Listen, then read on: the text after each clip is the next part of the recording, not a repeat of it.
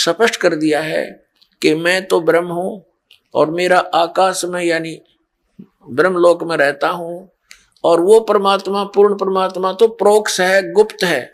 जैसे संसार रूपी वृक्ष की जड़ें पृथ्वी में प्रोक्ष रहती हैं, लेकिन वो निराकार नहीं है, उनका अस्तित्व विशेष है वहां पर, लेकिन हम बगैर उसको देखे, बगैर खोदे नहीं देख सकते।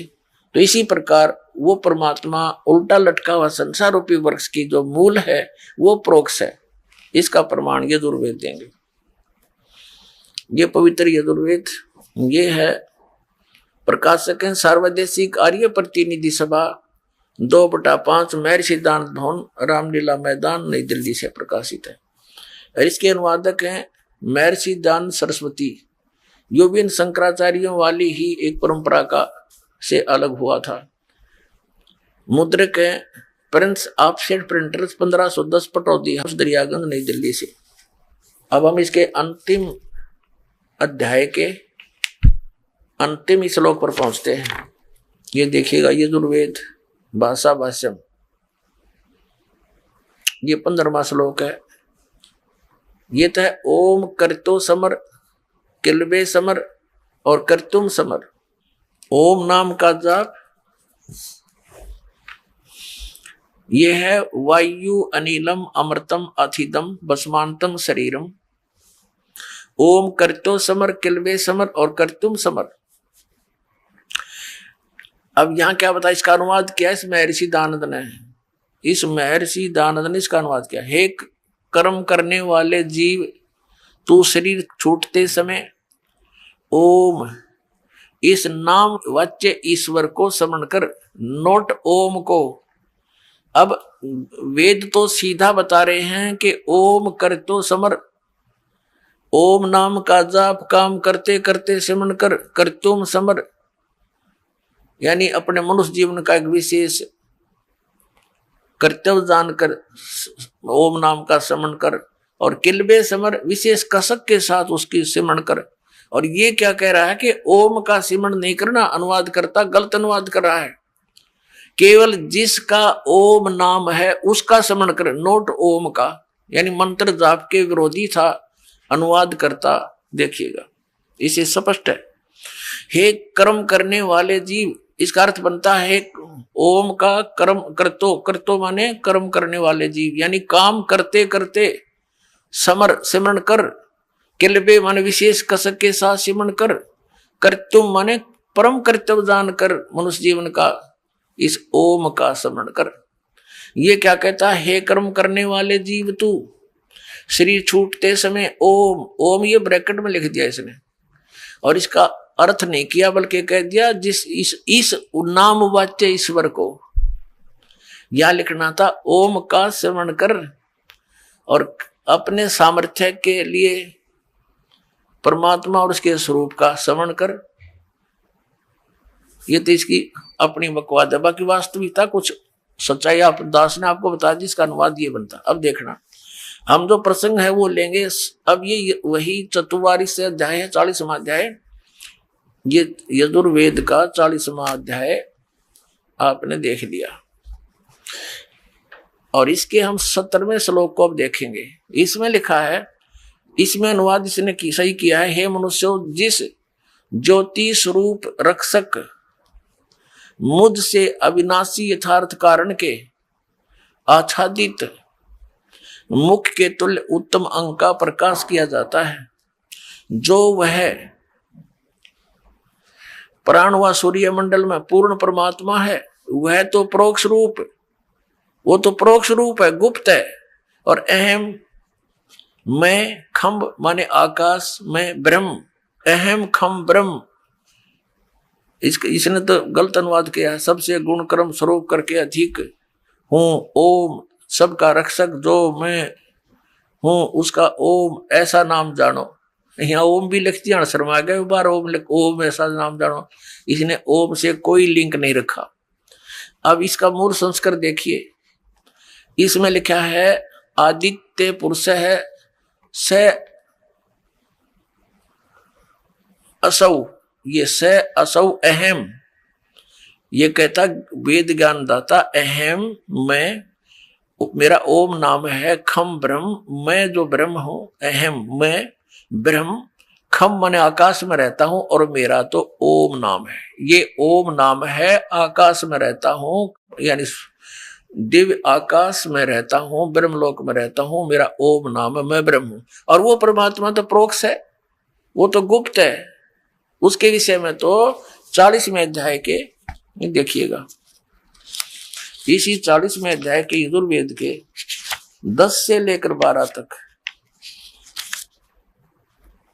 स्पष्ट किया है, 13 तक। ये 44वां अध्याय और 10वां श्लोक है, मंत्र है। इसमें क्या कहा है, इसने जैसा अनुवाद किया है फिर भी बहुत स्पष्ट हो गया है। छुपाने की चेष्टाएं बहुत की हैं इन्होंने, क्योंकि इनको ज्ञान नहीं था। हे मनुष्य, जैसे हम लोग मेधावी धीराणाम माने मेधावी योगी विद्वानों से वचन, जो वचन सुनते हैं, धीराणाम माने तत्वदर्शी संतों से जो वचन सुनते हैं, वे जो लोग हमारे प्रति व्याख्यान पूर्वक कहते हैं, विस्तार से कहते हैं, वे लोग, देखो यहां इसने फिर गड़बड़ कर दिया। असंभवात माने उत्पन्न नहीं होना, असंभवात माने उत्पन्न नहीं होने वाले, और संभवात माने उत्पन्न होने वाले। यहां लिखना था कोई तो वे हमारे तरफ के लिए बताते हैं, असंभवात माने जन्म लेने वाला, उत्पन्न होने वाला से और ही कार्य व फल कहते हैं, और संभवात माने उत्पन्न, असंभवात उत्पन्न नहीं होने वाले कारण से अन्यत और कहते हैं। इस बात को भी तुम सुनो। अब इसने दड़ंगाकरण का ठेका ले रखा था अनुवाद का। इसका सीधा सा अर्थ है, वेद ज्ञान दाता कहता ये ब्रह्म सरपुरुष के जो कोई तो परमात्मा को उत्पन्न होने वाला कहते हैं, और अन्य कहते हैं वो कभी जन्म लेता ही नहीं, और कहते इसकी जानकारी वो तत्वदर्शी संत बतावेंगे, उन ते सुनो। इसने पल्ला झाड़ दिया कि मैं कंप्लीट नॉलेज नहीं रखता, इति सिद्धम। अगर वेदों में ही वो ज्ञान होता या किसी अन्य ग्रंथ में इनके दिया हुआ होता तो नाम लिख देता उस ग्रंथ में है। तत्वदर्शी संत कौन होगा, जो सूक्ष्म वेद से परिचित हो। चौथे अध्याय के 32वें श्लोक में बताया है कि जो आप जी को गीता ज्ञानदाता कह रहा कि जो अर्जुन तुझे गीता अध्याय नंबर 4 के श्लोक 25 से लेकर 31 तक जो ज्ञान दिया है, उसमें कोई कैसी साधना करता है, कोई कैसी कर रहा है, लेकिन चौथे अध्याय के 32वें श्लोक में कहा है कि अर्जुन इस प्रकार की धार्मिक अनुष्ठानों की जानकारी, यज्ञों की जानकारी सच्चिदानंद घन ब्रह्म की वाणी में, जो उस परमेश्वर ने, सच्चिदानंद घन ब्रह्म ने, परम अक्षर पुरुष ने स्वयं आकर के अपने मुख कमल से बोला है, उस ज्ञान में विस्तार के साथ कहा गया है। वो तत्व ज्ञान है। उसको जानने के बाद फिर तू सभी कर्मों से मुक्त हो जाएगा। चौथे अध्याय के 34वें श्लोक में कहा कि उस तत्व ज्ञान को तू तत्वदर्शी संतों के पास जाकर समझ, उनको दंडवत प्रणाम करने से, कपट छोड़कर प्रसन्न करने से, सरलता पूर्वक प्रसन्न करने से वो तत्वदर्शी संत तुझे उस तत्व ज्ञान का उपदेश करेंगे, परमात्म तत्व का ज्ञान करेंगे। तो इससे सिद्ध हो गया, यही प्रमाण वेदों में है। इससे सिद्ध हो गया कि ये जो ज्ञान वेदों से मिलता है गीता जी का, वो सही है, ओके है। और फिर इसने कुछ गीता में अपनात्मा वेद तो इसने एज इट इज ब्रह्मा को दे दिए जो इसके अंदर से निकले थे, और फिर गीता जी का ज्ञान इसने अपने होश हवास में बोला, वेदों का ज्ञान प्लस में अपना मत वो इसमें अड़ा दिया। वो इसका मत है वो अलग दिखाई देता है। जैसे गीता अध्याय नंबर 3 के श्लोक नंबर 8 में यह कहता है कि यदि अर्जुन तू एक स्थान पर बैठा रहेगा तो तेरा निर्वाह कैसे होगा, इसलिए तू कर्म सन्यासी ना होकर कर्म योगी हो। 8वें अध्याय के 7वें श्लोक में गीता जी में कहा कि तू युद्ध भी कर और मेरा सिमरन भी कर। ये तो है वेद ज्ञान। और फिर इसने 6ठे अध्याय का 10 से लेकर 15 तक जो अटकल अड़ाई है कि एक एकांत स्थान पर बैठ जा, नीचे कुसा बिछा ले डाब, उसके ऊपर मर्ग छाला, फिर कपड़ा बिछा, आसन घना ऊंचा हो ना नीचा हो, और फिर वहां पर ध्यान लगा, नाक के अग्र भाग पर अपना ध्यान लगा। ये इसकी अपनी अटकल, अपना मत है जो वेद ज्ञान के विपरीत है। क्योंकि वेद ज्ञान, सूक्ष्म वेद के अंदर जो परमेश्वर ने आकर बताया है, उसमें इन चारों वेदों का ज्ञान प्लस में, अब जो कलयुग में मालिक ने सूक्ष्म वेद बताया आकर के, उसमें चारों वेद प्लस में गीता, श्रीमद् भगवत गीता प्लस में 18 पुराण उपनिषद, इन सब का निर्णायक ज्ञान दे रखा है।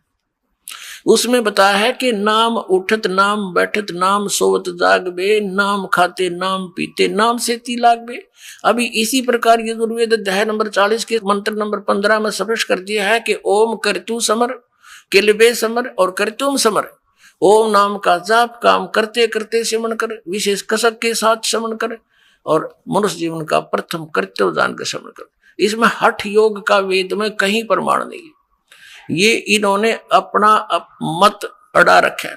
तो गीता जी के अंदर भी हठ योग का करने को, तप करने को नहीं कहा है, बल्कि उसको धिक्कारा है कि जो मनमाना आचरण हठ योग करते हैं, तप करते हैं, घोर तप को तपते हैं, वो राक्षस स्वभाव के को धारण किए हुए हैं और सभी वो गलत साधनाएं कर रहे हैं। तो अब दास जो क्लियर करना चाहता था वो कंसेप्ट क्लियर हुआ। ये स्पष्ट हुआ कि अक्षर पुरुष एक पेड़ है, निरंजन यानी सरपुरुष वा की डार, और तीनों देवा शाखा है वो पात्र रूप संसार। यानी जमीन से बाहर जो पेड़ का जितना पोर्शन दिखाई देता है, जितना भाग दिखाई देता है, वो तो व्यक्त है, सामने प्रत्यक्ष है, और जो परोक्ष है वो जड़ है।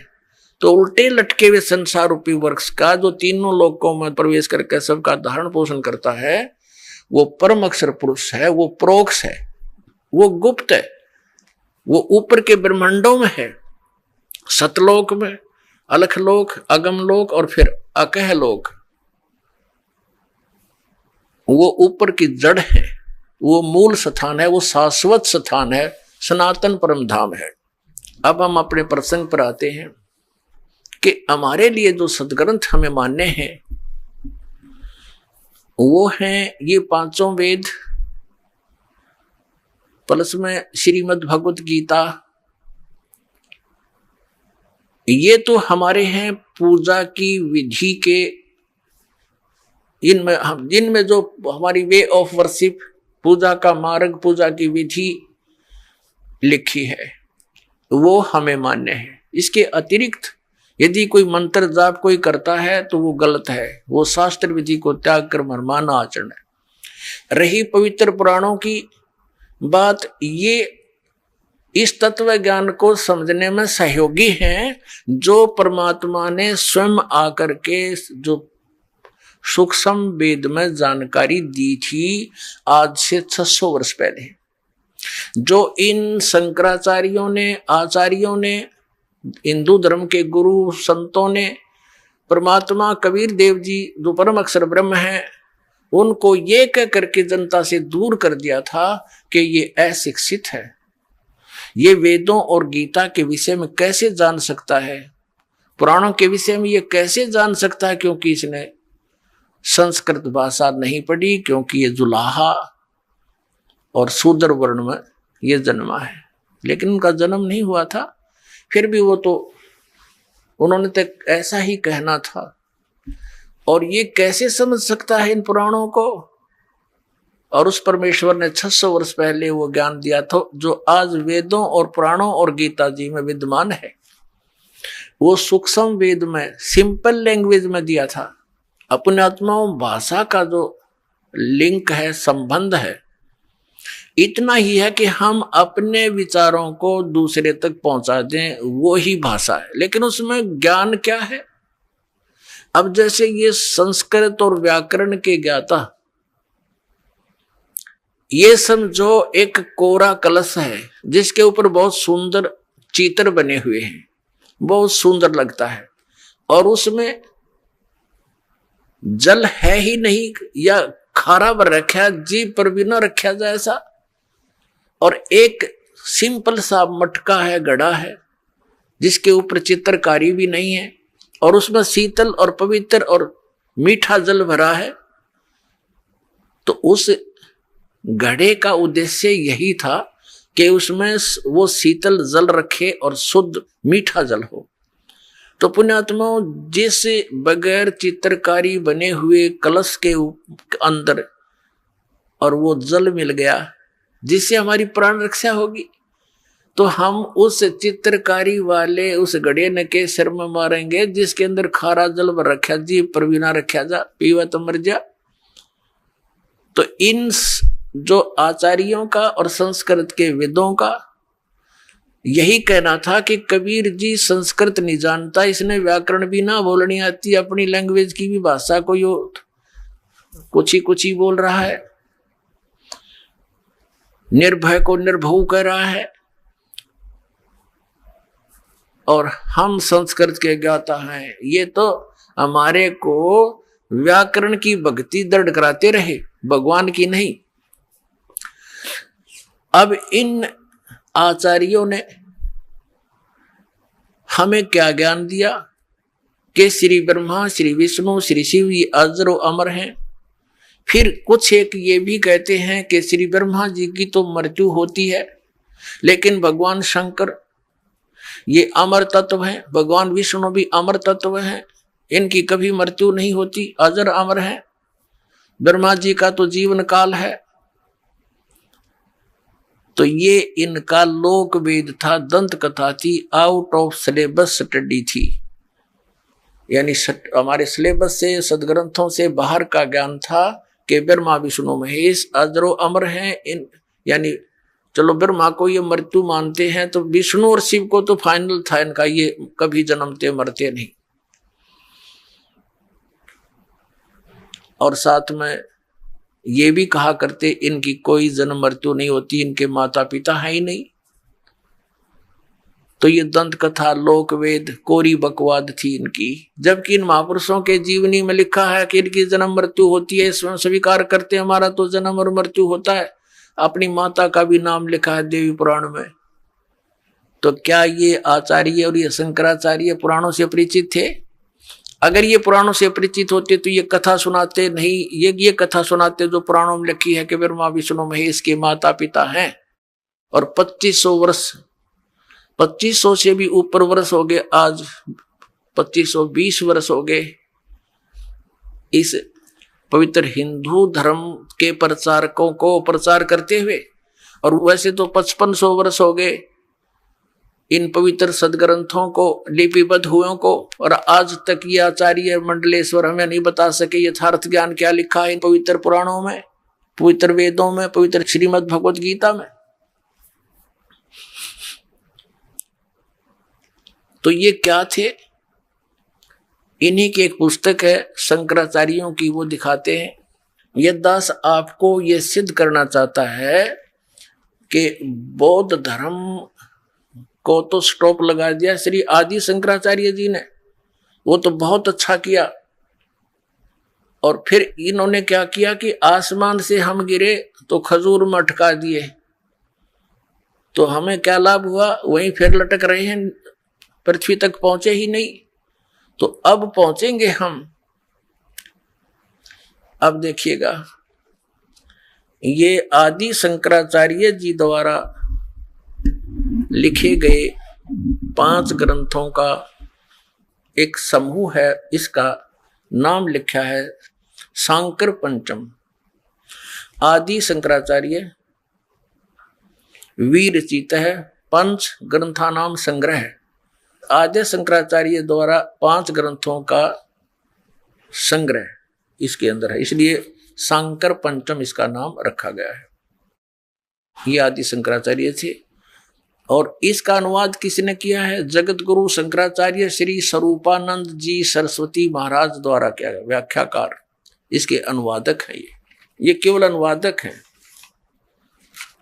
और ये कहां से छपी है ये देखिएगा। ज्योतिष पीठाधीश्वर, द्वारका पीठाधीश्वर जगत गुरु शंकराचार्य श्री स्वरूपानंद सरस्वती स्वामी पादही प्रणीतया शंकर सप्रिया हिंदी टीका सहित।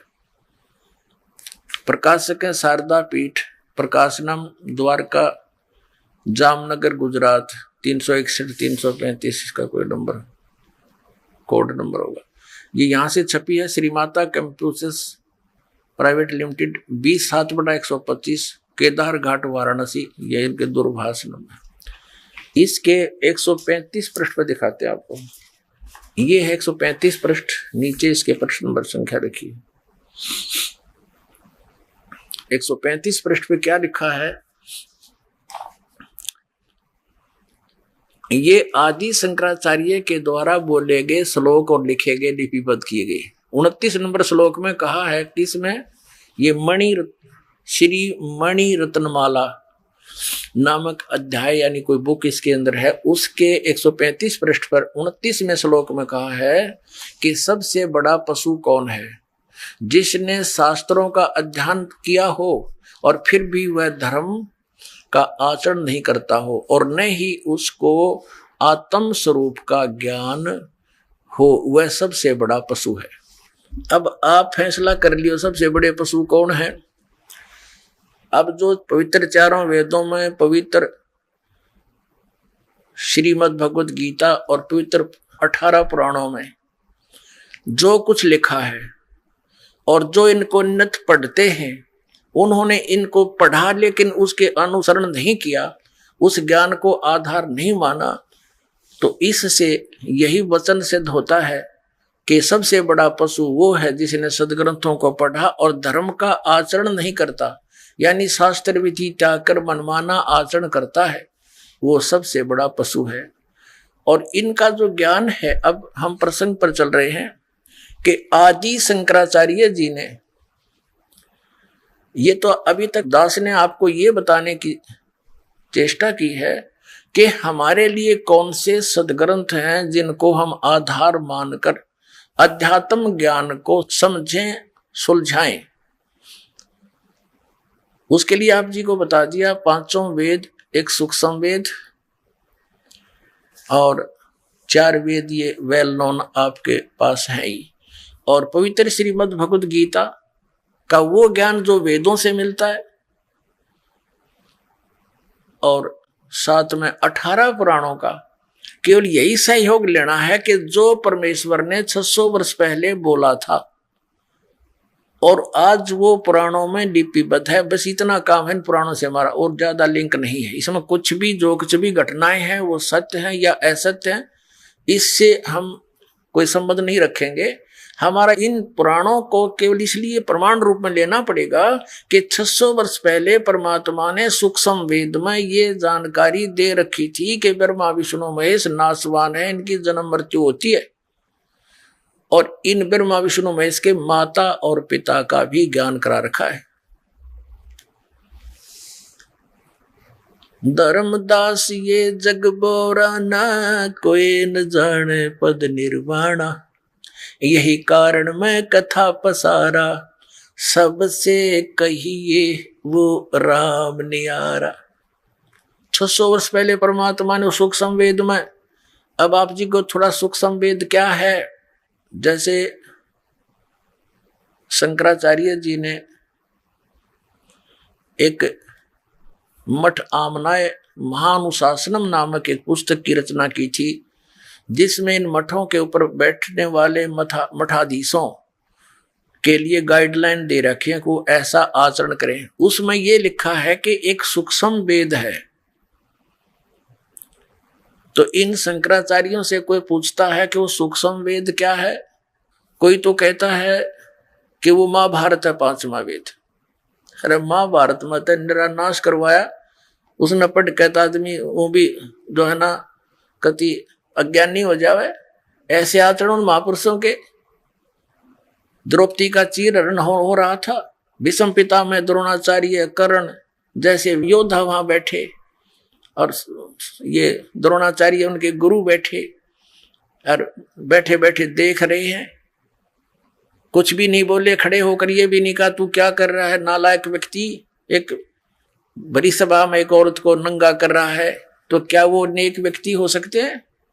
एक विदुर थे भगत बीज खड़ा होकर के कहा था कि विदुर कहे ये बंधु थारा, ये तुम्हारे भाई हैं और किसकी बेइज्जती कर रहे हो तुम? अपनी बहू की आप ही बेइज्जती कर रहे हो, कुछ तो शर्म करो। विदुर कहे ये बंधु थारा, एक कै कुल एक कै परिवारा। विदुर के मुख पर लगा थपेड़ा, तू तो है पांडवों का चेहरा। कहते हैं तू तो, जब दुशासन ने अपने चाचा के थप्पड़ मार दिया और ये शब्द बोले कि तू तो पांडवों का चमचा है, कहते हैं तू तो है बांदी का जाया, और वहां भीष्म, द्रोण और कर्ण मुस्काया। ये महाभारत 5वां वेद हो सकता है। कहते हैं जब उस दुशासन ने अपने चाचा को कहा कि तू तो बांदी से उत्पन्न हुआ, इसलिए हीन भावना रखता, तू क्षत्रिय नहीं है, तू तो बांदी का जाया, तू तो है बांदी का जाया, इसलिए तू यही बात कहेगा। और वो कह रहा कितनी न्याय की बात कि तुम किसकी बेइज्जती कर रहे हो? अपने ही परिवार की बहू को अपनी बेइज्जती कर रहे हो। कल को लोग क्या कहेंगे? अपनी बेइज्जती आप ही की तुमने। अब वो कितनी महान बात कही थी। उसको कहा तू तो है बांदी का जाया और तू तो पांडवों का चमचा है, इन्हीं का चेला, इन्हीं की ओर बोलता है। वहां पर भीष्म, कर्ण और द्रोण मुस्काया, वहां दांदरे का डन लाग गए और खड़ा होकर ये कहना चाहिए था खबरदार। अगर एक उनमें से 3 महापुरुषों में से एक भी खड़ा होकर ये कह देता कि खबरदार इस लड़की का हाथ लगा दुर्योधन, हमसे बुरा नहीं होगा। हिम्मत नहीं थी दुर्योधन की, उनको पता था कि कितने सूरवीर हैं, लेकिन वह फेल हो गए वहां पर। और एक नंगे होते हुए औरत को देख रहे हैं, नहीं तो विदुर उठ कर चला गया था उसी समय। एक असली पंचायती का ये होता है कर्म धर्म कि सच्ची बात कहे, नहीं मानो तो सभा छोड़कर चला जाना चाहिए। तो इनको उठकर चला जाना चाहिए था। भीष्म पितामह और द्रोणाचार्य और कर्ण को, गुरु जी को। और ये बैठे बैठे वही देख रहे हैं, होने दे के उस आगे सर होता सारा निर्वस्त्र करने लग रहा, बहन को नंगा देखने की चेष्टा में बैठे रहे वो, तो सभा को छोड़कर नहीं गए। और इसको ये 5वां वेद बतावे, धन्य है ये हमारे आचार्य। महाभारत को 5वां वेद बतावे, कटका मृगी दुनिया, हाहाकार मच गया। ना जाने कितनी बहन विधवा हुई, अनाथ हो गए बच्चे। अब किसी से पूछा, दूसरा कहता है श्रीमद् भगवत गीता ये 5वां वेद। अरे वाह, ये तो चारों वेदों का सारांश है। श्रीमद् भगवत गीता इसका नाम है 5वां वेद की। ये तो खुद कहता है गीता अध्याय नंबर 4 के श्लोक नंबर 32 में कि वो सूक्ष्म वेद ये ऐसा है जिसमें परमात्मा ने आकर अपने मुख कमल से विस्तार से कहा वो धार्मिक युगों की जानकारी। और चौथे अध्याय के 34वें श्लोक में गीता ज्ञानदाता ने स्पष्ट कर दिया, किसी तत्वदर्शी संतों से पूछो, वो तो वेद हो ही नहीं सकता श्रीमद् भगवत गीता। तो अपने आत्मा वो 5वां वेद कौन सा है? वो सूक्ष्म वेद क्या है?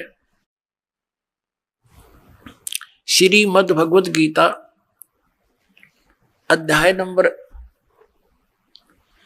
4 के श्लोक नंबर 25 से लेकर 30 तक एक व्याख्या की है। बताया गया है कि कोई तो ऐसी साधना करता है, कोई देवताओं की पूजा करता है, कोई एक स्वाध्याय ही करता रहता है, कोई योग आसन करता रहता है, कोई खड़ा, कोई तप करता है, कोई हठ करता है, कोई केवल प्राणायाम पान अपान की क्रियाओं को देखता रहता है। यानी इस प्रकार की धार्मिक यज्ञ अनुष्ठान करते हैं और सब अपने अनुष्ठानों को, अपनी क्रियाओं को पाप नाश करने वाली जानते हैं कि ये ठीक है। अगर उनको पता लग जाए ये साधना शास्त्र विरुद्ध है तो कोई भी ना करे उनको।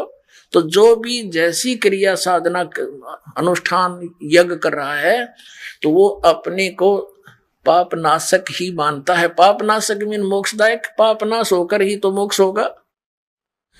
तो चौथे अध्याय के 32वें श्लोक में कहा है कि इस प्रकार की इन धार्मिक यज्ञों यानी अनुष्ठानों की जानकारी सच्चिदानंद घन ब्रह्म की वाणी में सच्चिदानंद घन ब्रह्म ने अपने मुख कमल से बोला है। वो ज्ञान है, वो है सूक्ष्म वेद, वो है 5वां वेद जिसको तत्व ज्ञान कहते। वो तत्व ज्ञान है, वो 5वां वेद है जो भगवान ने अपने मुख कमल से बोला है। अपने आत्मा परमात्मा ने 600 वर्ष पहले आकर के ये ज्ञान दिया था, जो इन केवल संस्कृत के ज्ञाताओं ने ये कह करके फेल कर दिया था कि कबीर क्या जाने, ये दुल्हा है, दानक है, संस्कृत इसको किसी ने पढ़ा नहीं, ब्राह्मणों के पास फिरा, उनको मना कर दिया शूद्र होने के नाते, तो वो सदग्रंथों को ना समझकर ऊट पटांग बोलने लग गया। इन ब्राह्मणों ने काट दी टाट हमारी, सारी बकवाद गढ़ रखी, सदग्रंथों के विपरीत ज्ञान सुना दिया। ये शंकराचार्य जितने भी सरस्वती और ये जितने भी आश्रम अपने ये कहते हैं सन्यासी गिरिपुरी, ये सभी ब्राह्मण वर्ग से ही थे। और पुण्यात्मा ब्राह्मण कोई जाति नहीं है। सूक्ष्म वेद में कहा है, पंडित सोए जो पिंड की जाने, ब्राह्मण सोए जो ब्रह्म पहचाने। ब्राह्मण वो होता है जो भगवान को पहचान ले। और दूसरी भाषा में हमारे यहाँ जो परंपरागत उस व्यवस्था में पंडित मानते हैं विद्वान पुरुष को, जिसने काशी विद्यापीठ में जो है ना से शिक्षा ग्रहण कर ली, वो पंडित बन गया किसी एक विषय का।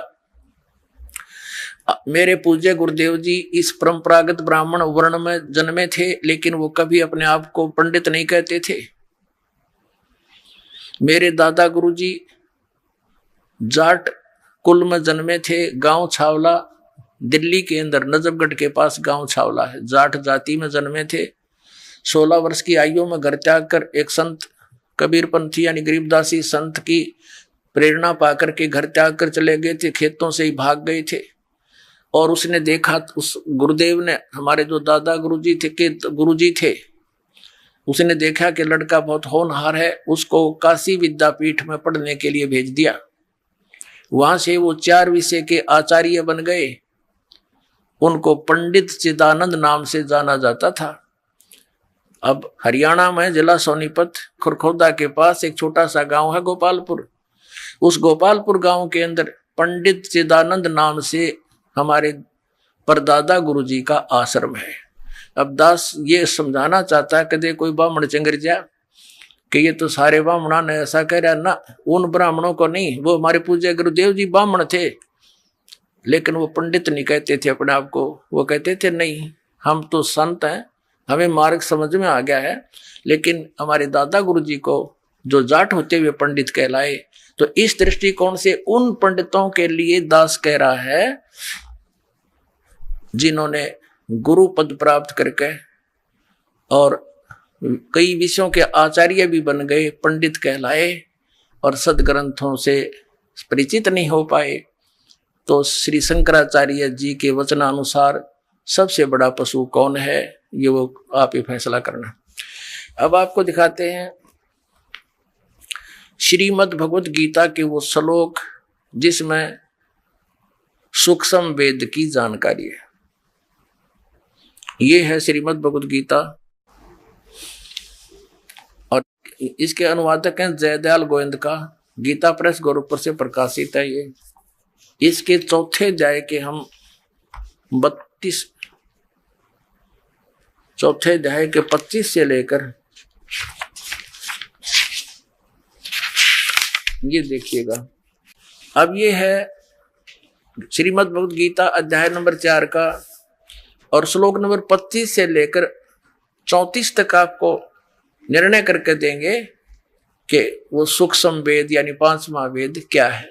देखिए ये 25 नंबर श्लोक में क्या कहा है कि अपरे यानी अन्य योगीजन यानी साधक देवताओं के पूजन रूप यज्ञ का ही भली भांति अनुष्ठान किया करते हैं, और अन्य यानी दूसरे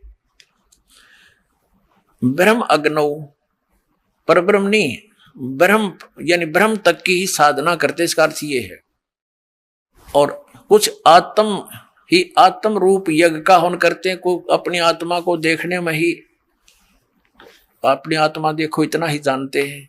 26 में कहा कि दूसरे नाक कान आदि को बंद करके यानी अन्य योगीजन श्रोत्र आदि समस्त इंद्रियों को संयम रूप अग्नि में हवन किया करते हैं। दूसरे और कुछ शब्द आदि यानी शब्द सप्रस समस्त विषयों को इंद्रिय रूप अग्नि में हवन किया करते हैं। 27 में कहा है कि दूसरे योगी जन यानी साधक इंद्रियों की संपूर्ण क्रियाओं को और प्राणों की समस्त क्रियाओं को, प्राण माने सांसों का, आते जातों को देखते रहते हैं। ज्ञान से प्रकाशित आत्म संयम योग रूप अग्नि में हवन किया करते हैं। 28 में कहा है कई पुरुष यानी दूसरे द्रव्य संबंधी यज्ञ करने वाले होते हैं, जैसे कहीं भंडारा करवा दिया, कहीं पर धर्मशाला बनवा दी, जो धन से होने वाली जो धार्मिक क्रियाएं हैं वो करते हैं, कंबल बांट दिए, ये देखो। तो अपरे कई पुरुष द्रव्य संबंधी यानी धन से होने वाली यज्ञ धार्मिक क्रियाओं को करते हैं। कुछ कितने ही तपस्या रूप यज्ञ को करने वाले हैं, कुछ तप करते हैं, तो दूसरे कितने ही योग रूप यज्ञ करने वाले हैं और वे कितने ही कुछ योग करते रहे, योगासन, और कितने ही अहिंसावादी तीक्ष्ण व्रतों से युक्त यानी जैसे मुंह पर पट्टी बांध कर नंगे पैरों घूमते हैं, और कुछ एक चलो जैसे जैनी प्रयत्नशील पुरुष स्वाध्याय रूप ज्ञान ये करने वाले, कुछ स्वाध्याय करते हैं, जैसे गीता जी का पाठ कर लिया है, या कोई और किसी ग्रंथ की वाणी को, या किसी वेद के एक श्लोक को, जैसे जिन्होंने गायत्री मंत्र के उसकी रिपीट करते रहे। कहते ये सब अपनी अपनी क्रिया। देखो आगे 29 और 30 में क्या कहा है, चौथे अध्याय का हम पढ़ रहे हैं। 29-30 में आगे दूसरे कितने योगीजन अपान वायु में प्राण वायु को हवन करते हैं, यानी अपने अंदर के जो क्रियाएं हैं योगी क्रियाओं को करते हैं। अन्य योगीजन प्राण वायु को अपान वायु में हवन करते हैं।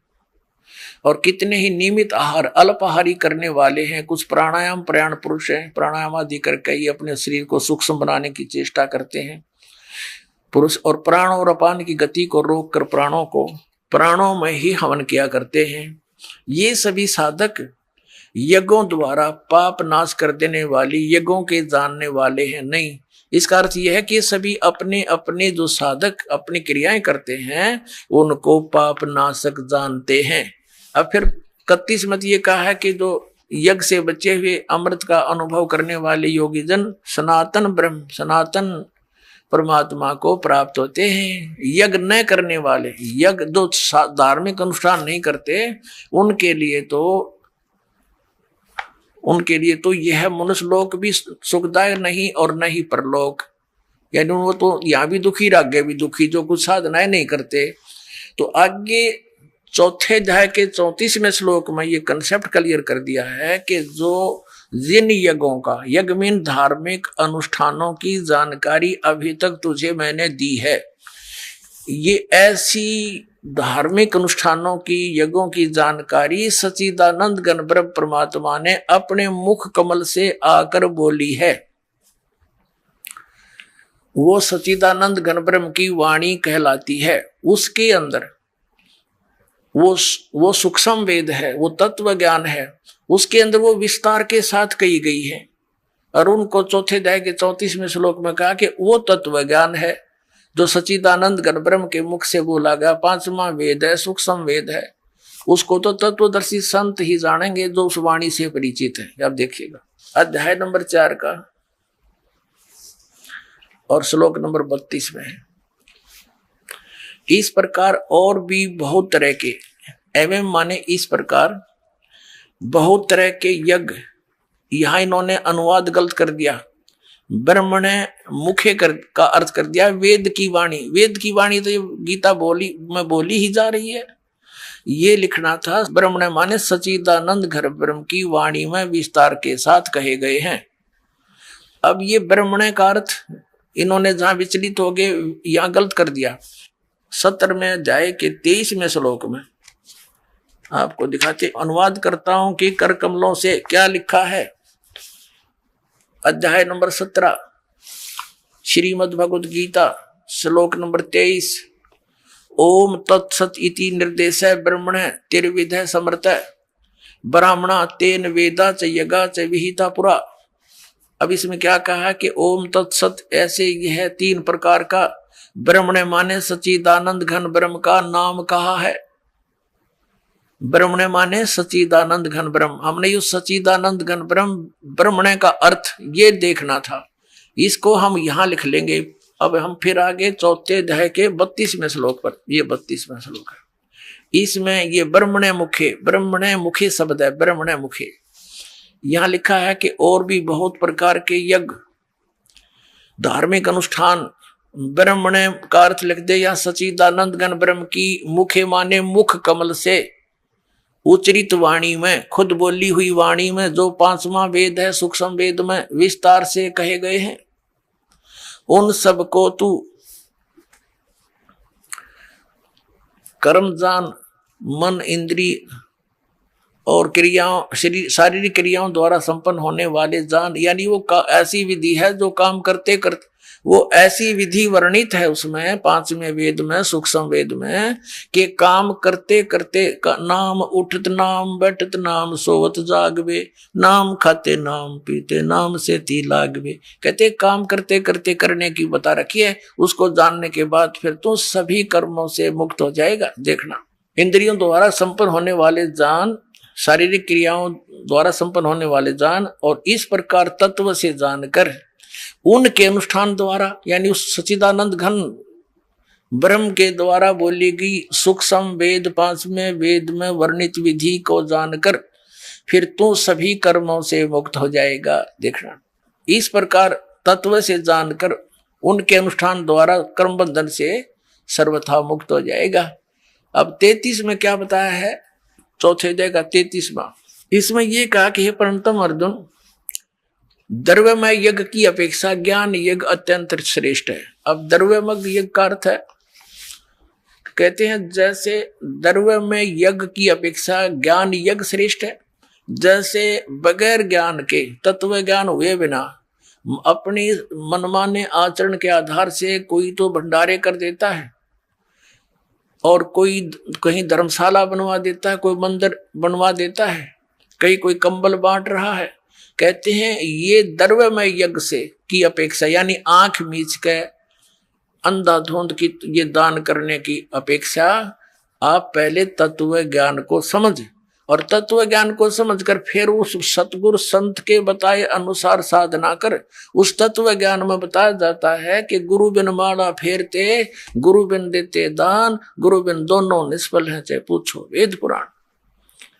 तो तत्वदर्शी संत के बताए अनुसार फिर दान करते हैं, आपको लाभ होगा। द्रव्य में यज्ञ फेर कर, ऐसे करने से कोई यूज नहीं है जो तू आंख मीच कर कोई करने लग जाओ, इसका ये अर्थ बनता है।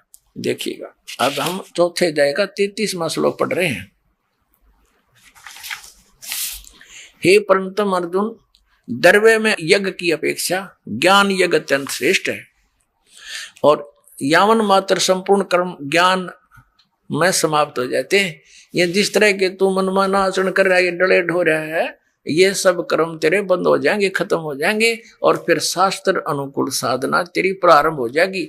वो तत्व ज्ञान को समझ, यानी वो ज्ञान यज्ञ श्रेष्ठ है। अब चौथे अध्याय के 34वें श्लोक में कहा है कि वो तत्व ज्ञान जो सूक्ष्म वेद 5वां है, उस तत्व ज्ञान को, उस 5वें वेद को जो सच्चिदानंद घन ब्रह्म ने स्वयं आकर के बोला है अपने मुख कमल से, वो सच्चिदानंद घन ब्रह्म की वाणी 5वां वेद सूक्ष्म वेद है, और उसमें बड़े विस्तार के साथ धार्मिक अनुष्ठानों की जानकारी दी है। वो तत्व ज्ञान है।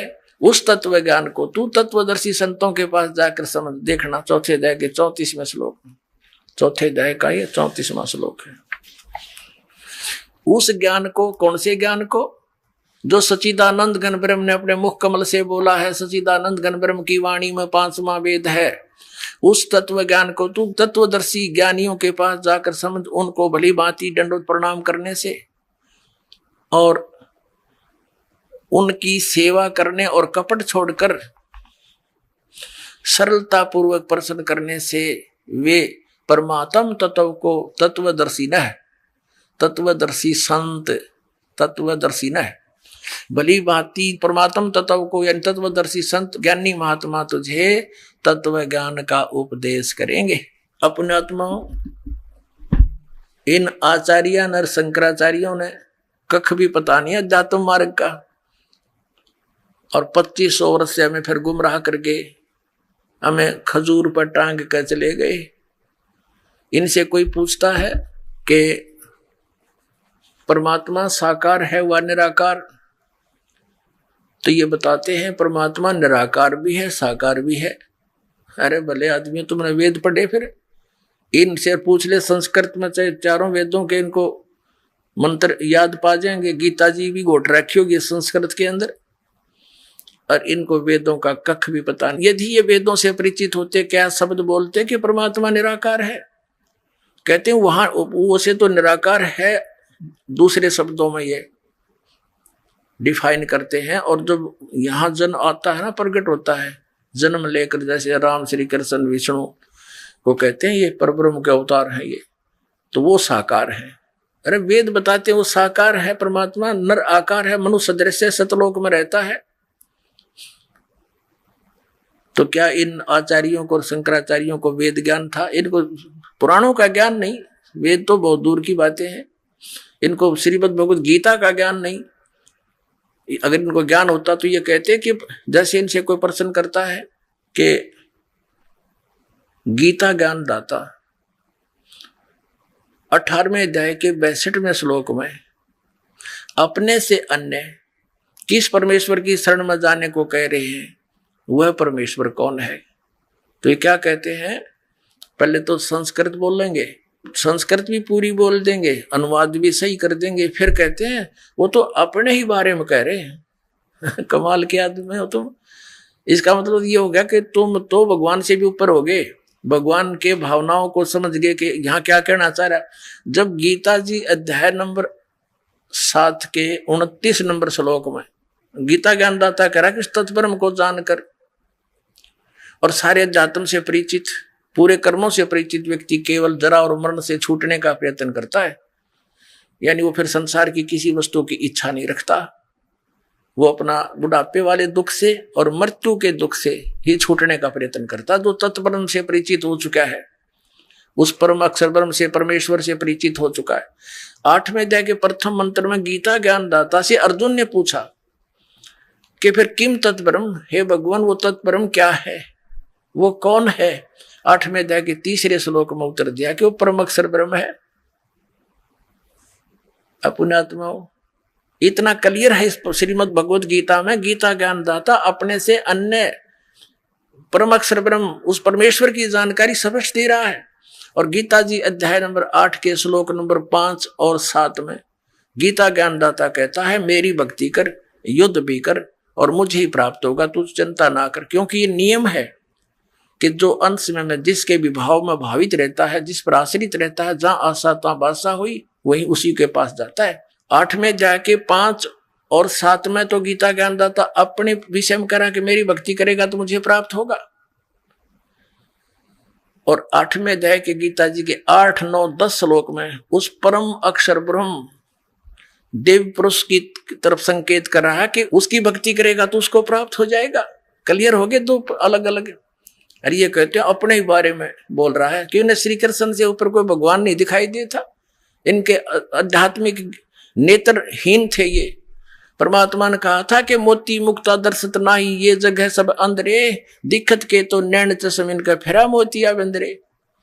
ये दिखे तो बड़े विद्वान मंडलेश्वर शंकराचार्य आचार्य बड़े विद्वान है, संस्कृत को उठकर सुना दे सिख दीव की तरह। और अब ये इनका ज्ञान देख लो कैसा समझे, न वेदों और पुराणों को कैसा आचरण धर्म का कर रहे हैं ये। अब यहां स्पष्ट कर रखा है गीता ज्ञानदाता अपने विषय में तो 2 श्लोकों में स्पष्ट कर रहा है कि मेरी भक्ति करेगा तो मुझे प्राप्त होगा, और उस सच्चिदानंद घन ब्रह्म यानी उस परम अक्षर ब्रह्म की भक्ति करेगा 8, 9, 10 श्लोक 8वें श्लोक अध्याय के में कहा है कि उसको प्राप्त हो जाएगा।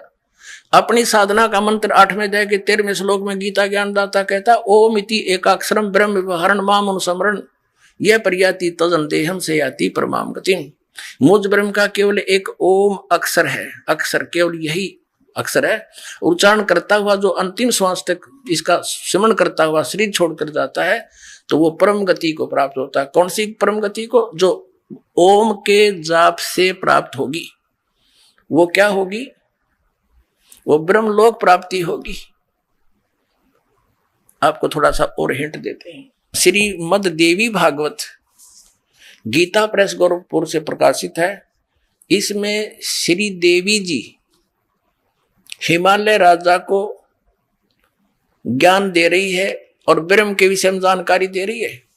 वो कह रही है, देवी जी कह रही है कि सब पूजाएं को त्याग कर केवल एक ब्रह्म की पूजा करो, उसका ओम नाम है और वो ब्रह्म लोक में रहता है। और 8वें अध्याय के 16वें श्लोक में लिखा है कि ब्रह्म लोक पर्यंत भी गए हुए प्राणी वापस जन्म मृत्यु में रहते हैं। अब देखिएगा, श्रीमद देवी भागवत यानी देवी पुराण गीता प्रेस गोरखपुर से प्रकाशित है। सचित्र मोटा टाइप, संपादक हनुमान प्रसाद पोदार चिमनलाल गोस्वामी। और ये कहां से छपी है? मुद्रक है, मुद्रक एवं प्रकाशक हैं गीता प्रेस गोरखपुर, गोविंद भवन कार्यालय कोलकाता का संस्थान। ये इनके फोन और फैक्स नंबर। इसके 562 पृष्ठ पर पढ़ेंगे। ये देखिएगा, संक्षिप्त देवी भागवत 7वां सकंद और 562 पृष्ठ पे देवी के द्वारा हिमालय को ज्ञानोपदेश और ब्रह्म स्वरूप का वर्णन। पहले तो इसने अपनी भक्ति बताई है, लेकिन उसको भी खंडित कर दिया कि ये भी पूर्ण नहीं है। देवी जी कहने लगी, पर्वतराज, उस ब्रह्म का क्या स्वरूप है ये बतलाया जाता है, जो प्रकाश रूप सबके अत्यंत समीप में स्थित, हृदय रूप गुहा में स्थित होने के कारण गुहाचर नाम से प्रसिद्ध और महान पद अर्थात परम प्राप्य है। वह समस्त प्रजा के ज्ञान से परे है, अर्थात किसी की बुद्धि में आने वाला नहीं है। तुम जानो, जो परम प्रकाश रूप है, जो सूक्ष्म से अत्यंत सूक्ष्म है और जिसमें संपूर्ण लोक और लोकों में निवास करने वाले प्राणी स्थित हैं, वही ये अक्षर ब्रह्म है, वही सबके प्राण है, वही सबकी वाणी है, वही सबके मन है, वह ये परम सत्य और अमृत अविनाशी तत्व है। सो में उस वेदने योग्य लक्ष्य का तुम वेदन करो, मन लगाकर उसमें तन्मय हो जाओ। सो में उपनिषद में कथित महान अस्त्र रूप धनुष लेकर उस पर उपासना द्वारा तीक्ष्ण किया हुआ बाण संधान करो और फिर भावानुगत चित्त के द्वारा उस बाण को खींचकर उस अक्षर रूप ब्रह्म को ही लक्ष्य बनाकर वेदन करो। परवण ओम तो धनुष है, जीवात्मा बाण है और ब्रह्म को उसका लक्ष्य कहा जाता है। उस एकमात्र परमात्मा को ही जानो, यानी ब्रह्म के अतिरिक्त किसी की पूजा मत करो। सब दूसरी बातों को छोड़ दे, अन्य सब पूजाओं को त्याग दे। यही अमृत रूप परमात्मा के पास पहुंचाने वाला पुल है। आगे देखो, इस आत्मा का ओम के जप के साथ ध्यान करो। इससे अज्ञान में अंधकार से सर्वथा परे और संसार समुद्र से उस पार जो ब्रह्म है उसको पा जाओगे, तुम्हारा कल्याण हो। यानी ओम नाम का जाप करने से, ओम ब्रह्म का जाप है, इससे क्या कल्याण होगा, उसको पा जाओगे। वो कहाँ रहता है? वह ये 563 पृष्ठ पर पढ़ रहे अब। वह यह सबका आत्मा ब्रह्म ब्रह्मलोक रूप दिव्य आकाश में स्थित है। अब इति सिद्धम के ब्रह्म का जाप करने वाला ब्रह्मलोक में जाता है। गीता जी अध्याय नंबर 8 के श्लोक नंबर 13 में कहा है कि ओम इति एकाक्षरम ब्रह्म व्यवहारण मामुनुस्मरण ये परियाति तजम देहम सयाति परमाम गतिम। यानी ब्रह्म ओम नाम से होने वाली जो परम गति है वो ब्रह्म लोक प्राप्ति है, ब्रह्म की साधना है। और 8वें अध्याय 16वें श्लोक में गीता जी में लिखा कि ब्रह्म लोक पर्यंत, ब्रह्म लोक में गए हुए प्राणी भी पुनरावृत्ति के अंदर उनका जन्म मृत्यु बना रहेगा। गीता ज्ञानदाता अपने विषय में कहता दूसरे अध्याय के 12वें श्लोक में और चौथे अध्याय के 5 और 9 श्लोक में, दूसरे 10वें अध्याय के दूसरे श्लोक में कि अर्जुन तेरे और मेरे बहुत जन्म हो चुके, तू नहीं जानता मैं जानता हूं। इससे सिद्ध है कि गीता ज्ञानदाता भी अविनाशी नहीं है, नाशवान है। इसकी पूजा साधना करने से भी जन्म मृत्यु रूपी दीर्घ रोग नष्ट नहीं हो सकता, शाश्वत स्थान प्राप्त नहीं हो सकता, जो 18वें अध्याय के 62वें श्लोक में वर्णित है, क्योंकि यह परमेश्वर नहीं है। इसलिए गीता ज्ञानदाता 7वें अध्याय के 18वें श्लोक में अपनी गति को, यानी ओम नाम के जाप से जो ब्रह्म प्राप्ति है, उसको अनुत्तम कह रहा है। इस यानी घटिया है, जन्म मृत्यु का रोग कटे नहीं तो अपने आप अनुत्तम है, उसका क्या व्यूज। और इनसे कोई पूछता है, इन आचार्यों से, मंडलेश्वरों से, कि गीता जी अध्याय नंबर 7 के श्लोक नंबर 18 में गीता ज्ञानदाता अपनी गति को अनुत्तम क्यों कह रहा है। ये कहते हैं यहां अनुत्तम का अर्थ जैसा तुम जानते हो वैसा नहीं, जिससे उत्तम और ना हो। अरे भले व्यक्तियों, अनुत्तम के तुमने अर्थ बदल दिए, शब्दों के अनर्थ कर डाले। उत्तम माने श्रेष्ठ और अनुत्तम माने बोला जिस तो उत्तम और ना हो। ये व्याकरण बदल डाली इन लोगों ने। यदि इनकी बात को सत्य माने कि गीता ज्ञान दाता से श्रेष्ठ कोई भगवान नहीं है, तो ये इसका ये अनर्थ करते भी अच्छा लगते हैं। अनुत्तम माने जिससे श्रेष्ठ कोई ना हो। ये तो खुद कहता है कि मेरे और तेरे तो बहुत जन्म हो लिए, तू भी जन्म मृत्यु में रहेगा। ब्रह्मलोक में गया हुआ प्राणी भी वापस जन्म मृत्यु में आता है। गीता जी अध्याय नंबर 15 के श्लोक नंबर 1 से 4 का सारांश है कि तत्वदर्शी संत जब मिल जावे, उसके पश्चात परमेश्वर के उस परम पद की खोज करनी चाहिए, जहां जाने के बाद साधक फिर लौटकर कभी संसार में नहीं आते। और जिस परमेश्वर ने सब ब्रह्मांडों की संसार रूपी वर्ष की रचना की है, जिसकी प्रवृत्ति विस्तार को प्राप्त हुई है, और उसी की मैं शरण हूं, और किसी की पूजा नहीं करनी चाहिए। इसलिए 18वें अध्याय के 62वें श्लोक में कहता कि अर्जुन तू सर्वभाव से उस परमेश्वर की शरण में जा, उसकी कृपा से ही तू परम शांति को और सनातन परम धाम को प्राप्त होगा। और ये घुमा फिरा के श्री कृष्ण पहला छोड़ रहे हैं कि अब अपने बारे में कह रहे हैं। ये अध्यात्म ज्ञानहीन प्राणी के वचन होते हैं ऐसे। अब प्रश्न आ रहा है कि श्रीमद् भगवत गीता अध्याय नंबर 8 के श्लोक नंबर 8, 9, 10 में, और श्रीमद् भगवत गीता अध्याय नंबर 8 के श्लोक 3, 8, 9, 10 में उस परम अक्षर ब्रह्म के विषय में जो गीता ज्ञान दाता से सुप्रीम है, उसकी साधना के विषय में कहा कि उसकी भक्ति करेगा तो उसको प्राप्त होगा। उसका जाप की विधि मंत्र कौन सा है? 17वें अध्याय के 23वें श्लोक में बताया कि ओम तत्सत इति निर्देश है ब्रह्मण तिर्विद्या समर्थ है। ब्राह्मणा तेन वेदा चाहिएगा विहिता पुरा, यानी सृष्टि के प्रारंभ में जो विद्वान पुरुष होते थे, ब्राह्मण माने विद्वान पुरुष, ब्राह्मण से जो ब्रह्म पहचाना है, जो तत्वदर्शी संत की संपर्क में आ गई, वो इसी तरह इसी का जाप करते थे। और ये संकेत छोड़ दिया कि ओम तो ये ब्रह्म का जाप है। गीता जी अध्याय नंबर 15 के श्लोक नंबर 16 और 17 में 3 पुरुष हैं, सरपुरुष, अक्षर पुरुष और परम अक्षर पुरुष, परम अक्षर ब्रह्म कहो।